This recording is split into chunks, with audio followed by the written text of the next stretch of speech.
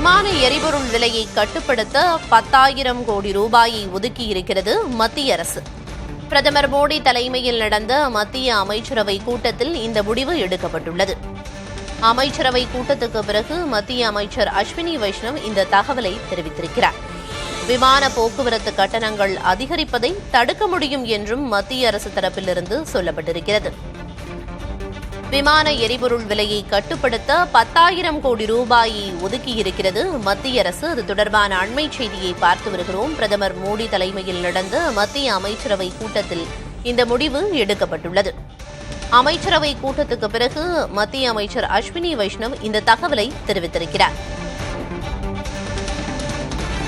மத்திய அமைச்சரவை கூட்டத்தில் எடுக்கப்பட்ட இந்த முடிவின் மூலம் விமான போக்குவரத்து கட்டணங்கள் அதிகரிப்பதை தடுக்க முடியும் என்று மத்திய அரசு தெரிவித்துள்ளது.